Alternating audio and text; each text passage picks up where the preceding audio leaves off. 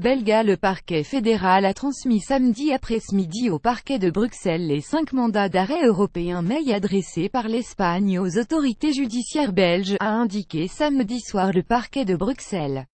Ce transfert est motivé par les attaches que le président déchu du gouvernement catalan Carles Puigdemont et ses 4 ex-ministres en exil ont à Bruxelles.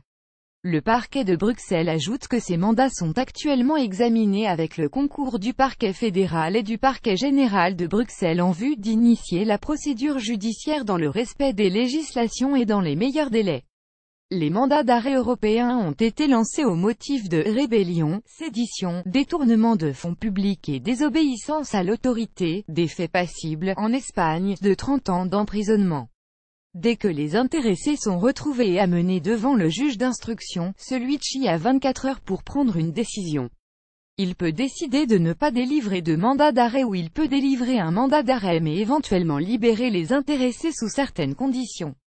Si un mandat d'arrêt est délivré par le juge d'instruction, le dossier est ensuite soumis à la chambre du conseil du tribunal de première instance, qui doit décider dans les 15 jours suivant la délivrance du mandat d'arrêt si le mail peut être exécuté.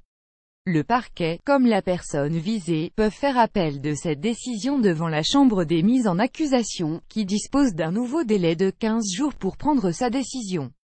Une décision est donc en principe prise en deuxième instance dans les 30 jours.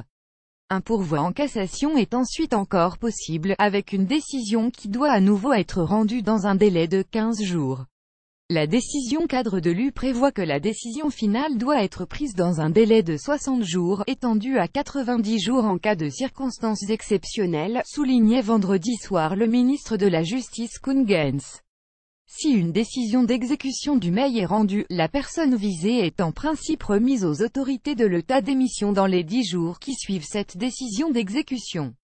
M. Geens rappelait par ailleurs que la procédure dans le cadre d'un mail est entièrement judiciaire.